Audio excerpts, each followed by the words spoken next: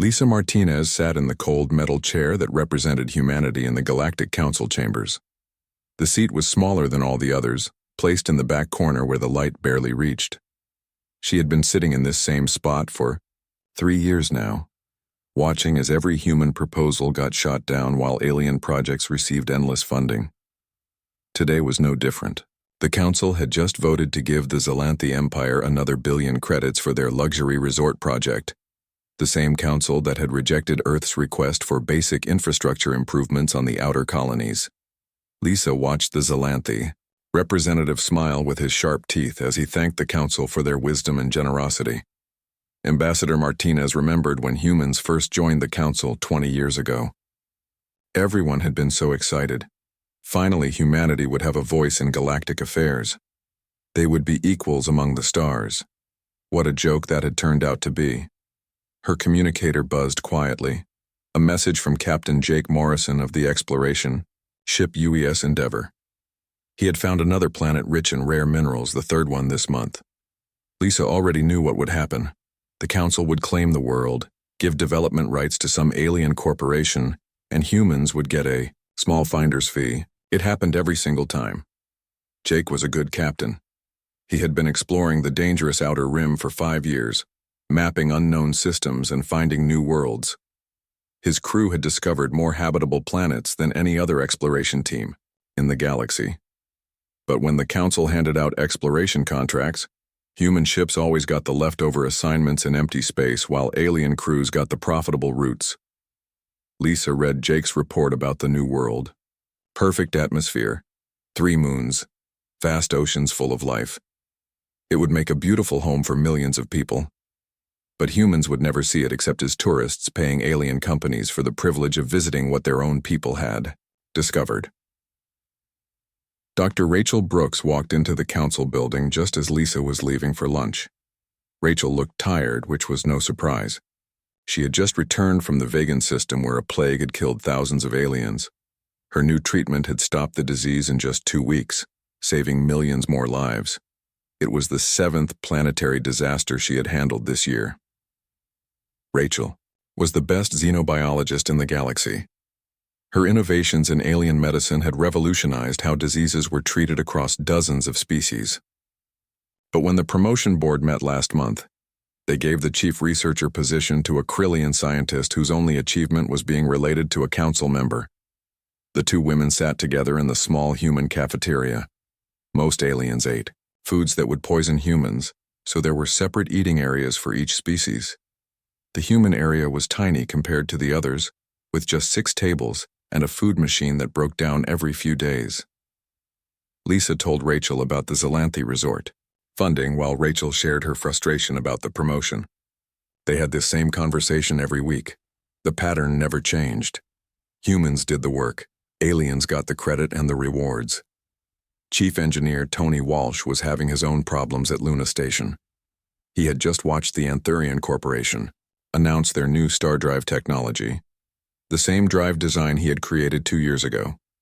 The patent office had buried his application in paperwork while somehow fast-tracking the Anthurian version. Tony was the best engineer humanity had ever produced. His innovations had improved ship efficiency by 300% and made interstellar travel safer for everyone. But alien manufacturers always found ways to steal his designs and claim them as their own work. The Council's patent system seemed designed to favor anyone except humans. His team at Luna Station had developed 17 major technological breakthroughs in the past 5 years. Alien corporations had stolen or copied 14 of them.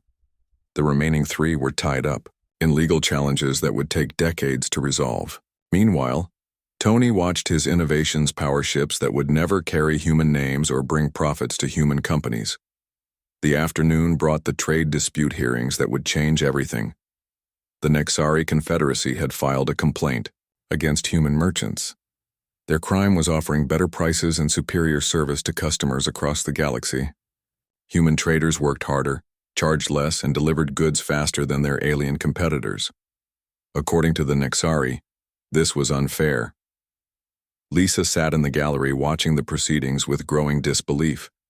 The Nexari lawyer argued that Humans had an unfair advantage because they were willing to work longer hours and take smaller profits. The human merchants were destroying the natural balance of galactic commerce by being too efficient and too honest. The council deliberated for less than an hour. When they returned, the verdict was devastating. Humans would be required to limit their trade operations to maintain economic balance. They would have to charge higher prices, work shorter hours, and reduce their shipping capacity to give alien businesses a fair chance to compete. Lisa listened to the council explain how this was really for humanity's own good. Working too hard was unhealthy. Charging fair prices was somehow exploitation. Being efficient was unfair to species that preferred the old ways of doing business. The logic made her head spin. Ambassador Martinez walked back to her small office and locked the door. She sat at her desk and composed a message to President Alan Carter on Earth. The message was short and simple. They have gone too far. Request permission to implement Protocol Exodus. The response came back in less than 3 hours, which meant the president had been waiting for this moment. The message was even shorter than hers. Protocol Exodus approved. Bring our people home. Signed, Alan Carter, President of Earth. Lisa smiled for the first time in months as she opened her secure files and began typing the formal resignation letter. Humanity was leaving the Galactic Council, not in anger, not with threats or demands. They were simply walking away from a system that had never valued their contributions. She scheduled the resignation to be delivered on Friday afternoon, when most of the council would be preparing for their weekend break. By the time they read it, the exodus would already be underway. Quietly, professionally, and with dignity intact, humanity would withdraw from galactic civilization. The letter was polite and formal. It thanked the council for the opportunity to participate in galactic affairs. It expressed hope that all species would prosper in the future. It gave 30 days' notice as required by council regulations. What it did not do was explain why humans were leaving or ask for permission to go. As Lisa sealed the message and prepared for transmission, she felt a weight lifting from her shoulders. Tomorrow would begin the largest peaceful migration in galactic history. Humanity was going home. The withdrawal began on a Monday morning with the kind of efficiency that had always impressed alien observers. Ambassador Lisa Martinez walked into the council building carrying a single briefcase and wearing her best diplomatic smile. She had done this routine 1,000 times before, but today would be the last. She placed the resignation letter on Secretary General Vexithanis' desk while he was in a meeting about taxation policies. The document was properly formatted, officially sealed, and completely unexpected. By the time Vexithanis read it, Martinez would be halfway to Earth aboard a fast courier ship. The letter was buried under weekend paperwork exactly as planned. Friday afternoon submissions always got lost in the shuffle of delegates rushing to start their breaks. Most council business moved slowly anyway, so a few extra days would not seem unusual. By the time anyone noticed what the letter actually said, the first phase of the exodus would be complete. Captain Jake Morrison received his new orders while surveying an asteroid field in the Proxima system. The message was encoded using protocols he had not seen since military training. Return to Earth space immediately. Transfer all alien crew members to safe locations. Submit final reports on all ongoing projects. The orders were signed with authority, codes that could only come from the highest levels of Earth government. Jake looked around his bridge at the mixed crew that had served with him for 3 years. 2 Centaurians, 1 Vegan, and 3 Krillians who had become good friends. Breaking up the team would be painful, but orders were orders.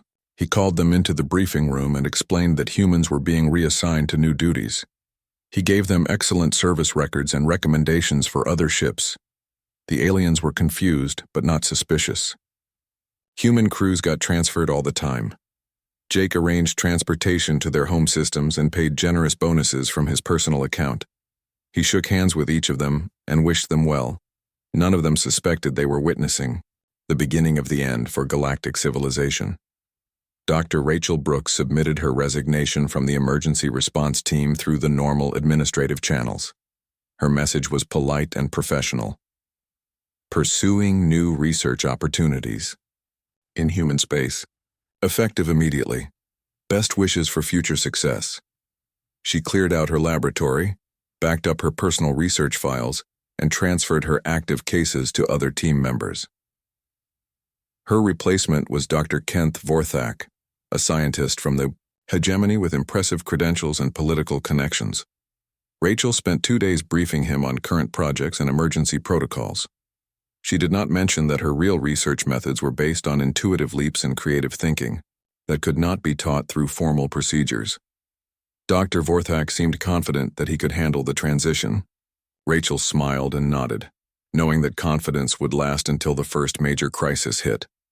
Her revolutionary approaches to xenobiology had taken 20 years to develop and could not be passed along in a 2-day briefing. But she had done her duty by providing a proper handover. In the outer colonies, the largest peaceful migration in galactic history began without fanfare or publicity. Human settlers started selling their properties and businesses at fair market prices. They honored all existing contracts and paid their debts in full. Most aliens assumed it was just normal population movement between systems. The Kepler Mining Consortium lost their 3 best operations managers in the same week. All 3 humans cited family reasons for relocating to Earth space. The consortium was annoyed but not worried. They would hire replacements and continue operations as usual. They had no idea that those 3 managers were responsible for 70% of their operational efficiency. The Titan Agricultural Cooperative saw similar departures. Their most innovative farming supervisors were suddenly unavailable for contract renewals. The techniques that had increased crop yields by 400% would leave with them. The remaining alien staff knew how to follow the procedures, but not how to adapt them to changing conditions. Chief Engineer Tony Walsh completed his final projects for alien clients with the same attention to detail he had always shown. The Anthurian drive systems were delivered on schedule and working perfectly. The Vegan space habitat was finished exactly to specifications. The Krillian defense satellites were installed and tested. Then Tony politely declined all new contracts. His engineering firm, which had been booked solid for the next 5 years, was suddenly unavailable.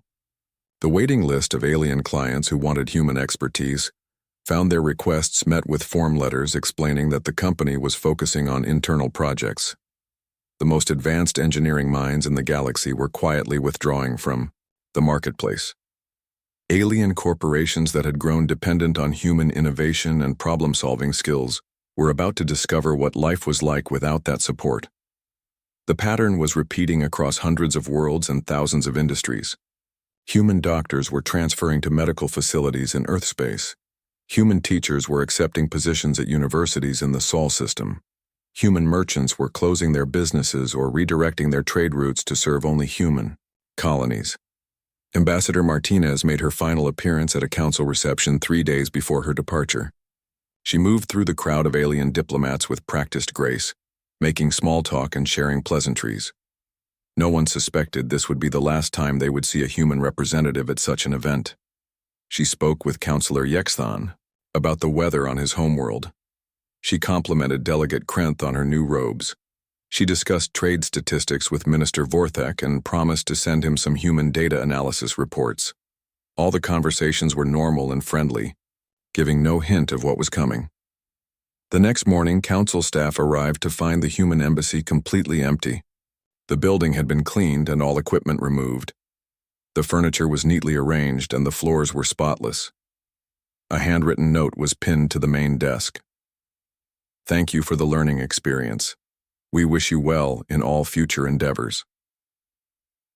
Security. Footage showed the evacuation had taken place during the night shift. Human staff had worked through the darkness, packing equipment and files into transport vehicles. They had even watered the plants one last time before leaving. The whole operation was completed with military precision and absolute silence.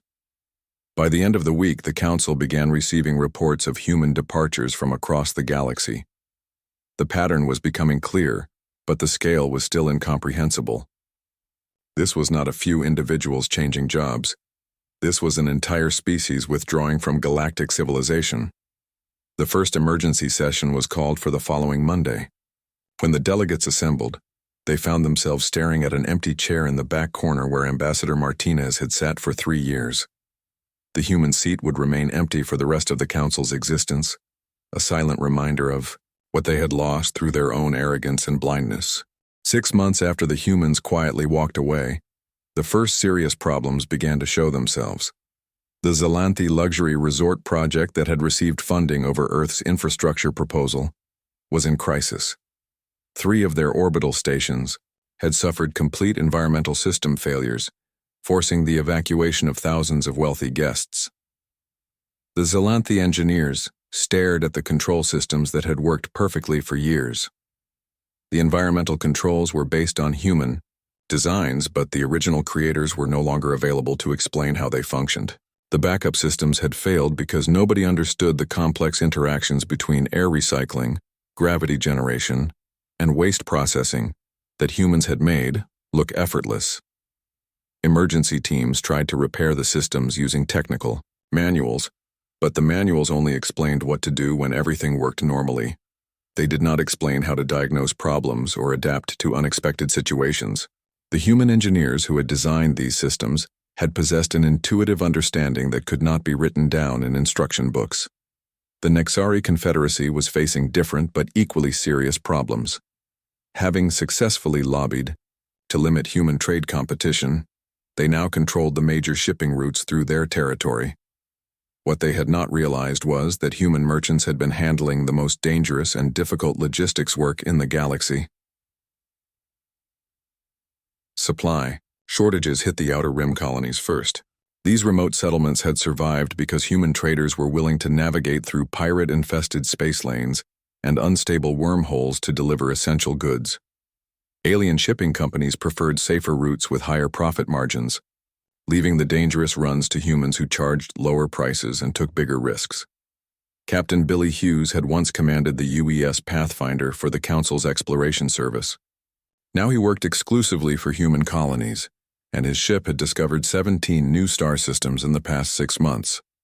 Under the old arrangement, these discoveries would have been shared with the Council within days of confirmation.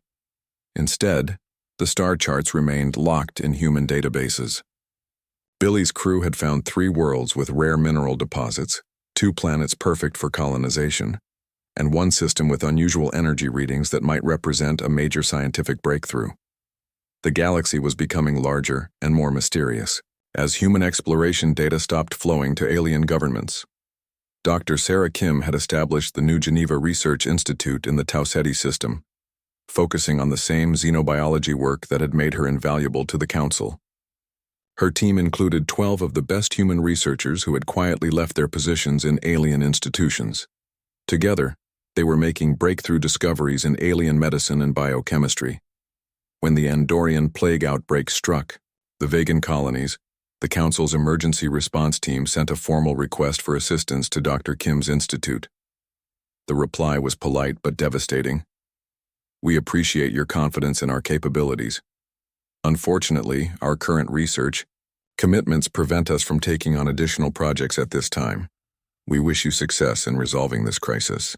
The emergency response team that Dr. Rachel Brooks had left behind was struggling with problems they had never faced before. Dr. Kent Vorthak had impressive academic credentials, but he lacked the creative problem-solving skills that had made Brooks so effective. When faced with the toxic algae bloom on Kepler Prime, he followed standard containment protocols that had worked on other worlds. The protocols failed completely. The algae had adapted to standard treatments and was spreading faster than anyone had predicted. Brooks would have recognized the signs and developed a new approach within hours. Vorthak spent weeks consulting with experts and reviewing literature, while the bloom poisoned 3 major water systems and forced the evacuation of 2 cities. The industrial failures were even more spectacular. The Anthurian Corporation's attempt to mass-produce Chief Engineer Tony Walsh's drive designs had resulted in 3 major accidents and 1 catastrophic explosion that destroyed an entire orbital shipyard. The drives worked perfectly when built by human hands, but the subtle engineering intuitions that made them safe seemed impossible to replicate. Anthurian engineers had the complete technical specifications and manufacturing procedures. They used the same materials and followed the same assembly processes. But they lacked the experience and instincts that allowed human engineers to spot potential problems before they became disasters. Tony Walsh could look at a drive assembly and immediately notice if something was slightly wrong. Alien engineers needed computer analysis that took days to complete. Council meetings had become exercises in crisis management rather than governance. The elegant debates about policy and philosophy were replaced by emergency sessions to address cascading system failures. Response times for major decisions increased from days to weeks as the bureaucratic efficiency that humans had provided quietly disappeared. Secretary General Vexithanus found himself overwhelmed by problems that had never existed during the human era. Supply chain disruptions, technological failures, and communication breakdowns were creating a cascade of crises across council space. The administrative systems that had run smoothly for decades were breaking down without the human staff who had kept them functioning. The most disturbing trend was in the Outer Rim territories where human explorers and scouts had served as an early warning system for everything from pirate activities to cosmic anomalies. Without their constant patrols and detailed reports, dangerous situations were developing unseen until they exploded into major threats. A pirate fleet that human patrols would have detected and scattered was now raiding shipping lanes throughout the Proxima sector. The Krillian Navy had responded with massive force, but they lacked the tactical flexibility and deep space experience that made human crews so effective against irregular forces. 3 major battles had resulted in Pyrrhic victories that cost more than they achieved. Even worse, the ancient automated defense systems in the Forbidden Zone had begun showing signs of activity. These mysterious installations had been dormant for centuries, monitored constantly by human sensor stations that reported even minor energy fluctuations. Without that surveillance network, no one knew what was happening in regions of space that had been declared off-limits for good reasons. The Council's first attempt to contact Earth came 8 months after the human departure. The message was formal and diplomatic, expressing hope that temporary difficulties could be resolved through negotiation. Earth's response arrived 3 weeks later and contained exactly 47 words. "We wish you success in your future endeavors. Unfortunately, we are fully committed to our own development projects and cannot provide assistance at this time." The politeness of the rejection made it even more devastating than any angry declaration of independence would have been. Humans were not demanding apologies or reparations. They were simply not interested in returning to their old relationship with galactic civilization. The Council was learning the difference between being rejected and being ignored. 2 years after humanity quietly walked away from galactic civilization, the Galactic Council was drowning in problems that seemed to multiply faster than they could be solved. What had started as minor inconveniences had grown into system-wide failures that threatened the stability of hundreds of worlds. The great trade networks that had connected thousands of planets for centuries were falling apart. Human logistics coordinators had managed the incredibly complex web of shipping routes, negotiated safe passage through territorial boundaries, and maintained the delicate balance between competing merchant guilds. Without their expertise, wars erupted as different species struggled to replicate systems they had never bothered to understand. Commander Lisa Stone stood on the bridge of the UES Liberty, monitoring Council distress signals from a safe distance in human space. Her orders were clear and simple: observe, but do not engage. The same emergency frequencies that had once brought immediate human assistance now carried increasingly desperate pleas into empty space where no one was listening anymore. The Krillian Empire faced internal rebellion as their outer colonies suffered complete supply failures. The infrastructure that had kept their vast territory connected had been designed by human engineers and maintained by human technicians who understood how to keep ancient systems running smoothly. As critical components failed without proper maintenance, entire sectors of Krillian space became unreachable islands cut off from the central government. The rebellion started on Krillia 7 when food shipments stopped arriving and communication systems went dark. Local governors declared independence rather than watch their population starve while waiting for help from a central authority that seemed unable to function. Within months, 12 colony worlds had broken away from the Empire, and more were considering similar actions. Professor Alan Richards had once served as the Council's chief historian and cultural advisor, preventing countless diplomatic incidents. Through his deep understanding of interspecies relations, now he taught at the New Geneva University on Titan, sharing his knowledge with human students who would use it to build better relationships within human space. Without his guidance, minor cultural misunderstandings were escalating into serious political crises. The Centauri Federation had nearly declared war on the Vegan Alliance over a trade dispute that Richards could have resolved in an afternoon. The conflict arose from different concepts of contract obligations, something that required cultural knowledge rather than legal expertise to untangle. The Anthurian military found themselves facing a pirate uprising they could not contain, despite having the largest and most advanced fleet in known space. The same raider groups that human patrol ships had kept in check for decades now operated with complete freedom, striking at will and disappearing before slower alien warships could respond. Admiral Crexithanus had commanded Anthurian forces for 30 years and had never understood why human crews were so effective against irregular forces. Human ships were smaller and less heavily armed, but they seemed to anticipate pirate movements and adapt their tactics in ways that larger alien fleets could not match. Now his massive battle groups were being outfought by converted cargo ships, because they lacked the flexibility and intuitive understanding that had made human crews so dangerous. Environmental disasters that had once been managed efficiently by human-led response teams now devastated entire ecosystems without effective intervention. The Proxima 7 ecological collapse had been caused by the same type of toxic algae bloom that Dr. Rachel Brooks had contained dozens of times during her council service. What should have been a minor cleanup operation turned into a planetary catastrophe. Dr. Kent Vorthak had followed every protocol in the emergency response manual, but the algae strain had adapted beyond the parameters covered in standard procedures.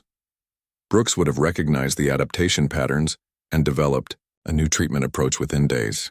Instead, the bloom raged for 8 months, rendering 3 worlds completely uninhabitable and forcing the evacuation of 12 billion beings. The refugee crisis created by environmental failures was overwhelming the Council's ability to respond. Displacement camps on dozens of worlds were filled beyond capacity, with beings who had lost their homes to disasters that proper human expertise could have prevented. The social and economic disruption was creating political instability across entire sectors of space. Most critically, the Council's exploration and early warning network had completely broken down. The vast galaxy that humans had helped map and monitor was becoming dark and unknown again. Ancient threats that had been contained through constant vigilance were beginning to stir in the depths of space where no one was watching anymore. 2. Automated defense systems in the Forbidden Zone had activated for the first time in 3 centuries. These mysterious installations had been built by an unknown civilization and programmed to respond to specific threat patterns. Human monitoring stations had tracked their status constantly, but those sensors had gone silent when their operators departed for Earth space. Energy readings from the Forbidden Zone suggested that something had triggered the ancient defenses, but no one knew what or how serious the threat might be. The knowledge of how to interpret the sensor data had left with the human technicians who had spent decades learning to read the subtle patterns in the mysterious technology. In the Council chambers, Secretary General Vexithanus called for the 2000th emergency session in 18 months. The magnificent hall that had once hosted representatives from over 300 species now echoed with the voices of barely 50 delegates.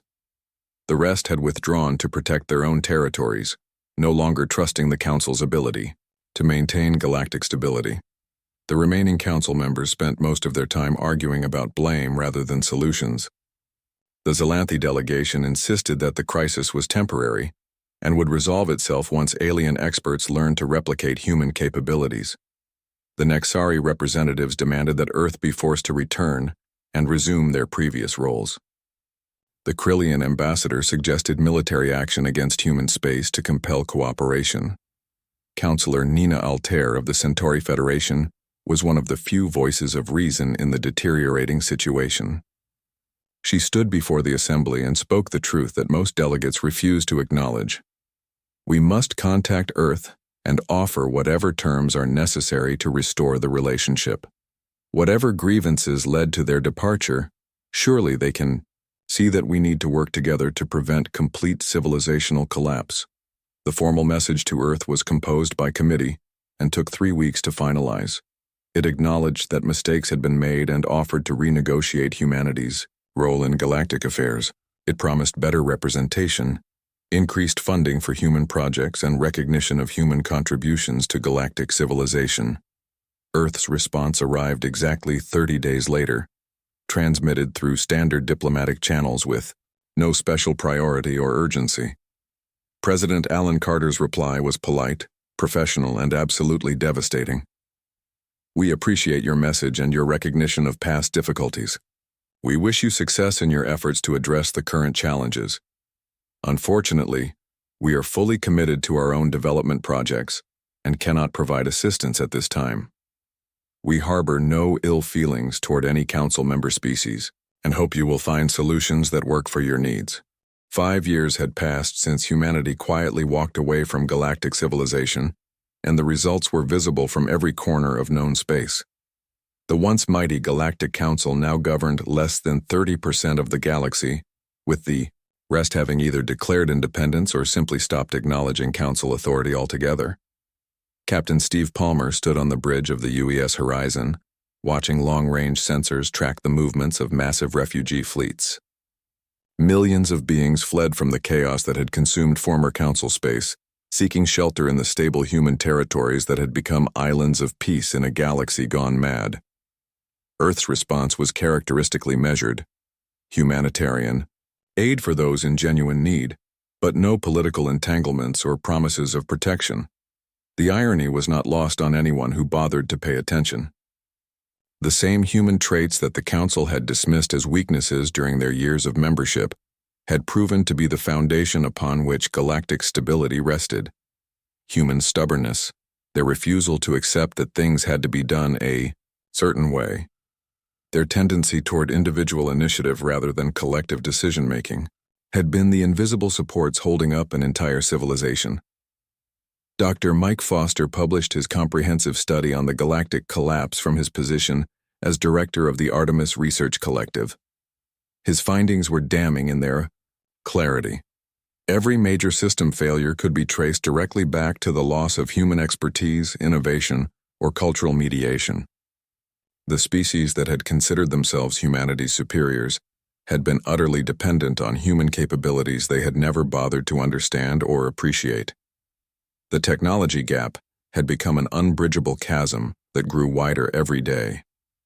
While former council worlds struggled with increasingly obsolete equipment that broke down faster than it could be repaired, human space witnessed unprecedented innovation and development.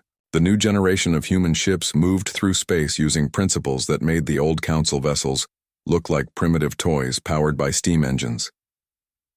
The scientific breakthroughs emerging from human laboratories were advancing so rapidly that translation into alien languages could not keep pace with discoveries. Human researchers, freed from the constraints of council bureaucracy and alien oversight, were making leaps in physics, biology, and engineering that would have taken decades under the old system of committee approvals and interspecies review.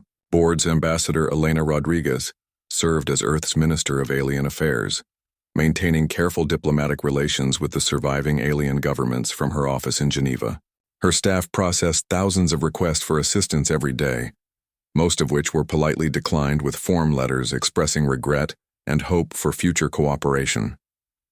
Earth had no interest in returning to the role of galactic problem solver, especially for civilizations that had spent decades dismissing human contributions as inferior. The requests grew more desperate each month. The Anthurian Corporation offered to pay any price for human engineers to repair their failing shipyards. The Vegan Alliance promised to share their most advanced medical technology in exchange for human doctors to help with the plague outbreaks that were spreading unchecked through their territory. The Xylanthi Empire offered humanity a permanent seat on their ruling council, if Earth would send technical advisors to prevent the complete collapse of their infrastructure. All requests received the same polite response. Earth appreciated the offers but was fully committed to internal development projects and could not spare resources for external assistance. The diplomatic language was courteous and professional, but the message was clear. Humanity had moved on and was not looking back. The most profound change was cultural rather than technological. The young humans growing up in this new era had no memory of begging for acceptance from alien civilizations or seeking approval for their achievements. They built spacecraft and explored new worlds because those things interested them, not because they wanted to impress alien observers or gain recognition from galactic institutions. This new generation of humans possessed a confidence that was absolute and unshakable. They knew they were capable of anything they set their minds to accomplish because they had grown up watching their parents build a thriving interstellar civilization from nothing. When they looked at the chaos consuming the former Council territories, they saw it as confirmation that their way of doing things was superior. In the ruins of the Council chambers on Nexus Prime, Secretary-General Vex Thanos faced the final dissolution vote that would officially end the Great Alliance that had once spanned the galaxy. Only 37 species remained as active members, and most of those were too busy dealing with internal crises to participate meaningfully in galactic governance. The dissolution debate lasted 6 hours, but the outcome was never in doubt. The remaining member species would retreat to their home systems to focus on rebuilding what they could from the wreckage of their former glory. The dream of galactic unity and cooperation was officially dead, killed not by war or conquest but by the quiet departure of the species that had made it all possible. The last official communication from the Council to Earth was transmitted as Vex Thanos cleared out his office. The message was simple and desperate. We understand now what we lost when you left. We know we made mistakes in how we treated humanity during your time with us. Would Earth consider returning to help us rebuild what we had together? Earth's final response was equally simple, but infinitely more devastating. We appreciate your message and your acknowledgement of past difficulties. We harbor no ill will toward any species and wish you success in your future endeavors. However, we must respectfully decline any renewed involvement in galactic politics. Please do not contact us again regarding these matters. And so humanity's quiet revolution reached its conclusion without violence or conquest. They had not dominated through military might or crushed their enemies through economic warfare. They had simply demonstrated that their true value lay not in what they could do for others, but in what they chose to do for themselves when freed from the constraints of seeking approval from those who could never appreciate their gifts. The galaxy was left to contemplate a new reality that would define the next 1,000 years of interstellar history. Humanity had walked away from galactic civilization, and in doing so had proven that they had never needed the Council or its member species at all. The Council and its allies, however, had desperately needed humanity in ways they only understood after it was too late to matter. In the end, the greatest victory was the one that required no battle, no threats, no demands for recognition or respect. It required only the quiet confidence to know when to leave and the strength to build something better on their own terms. Humanity had chosen dignity over acceptance, independence over integration, and the future had proven them right in ways that no one could have predicted.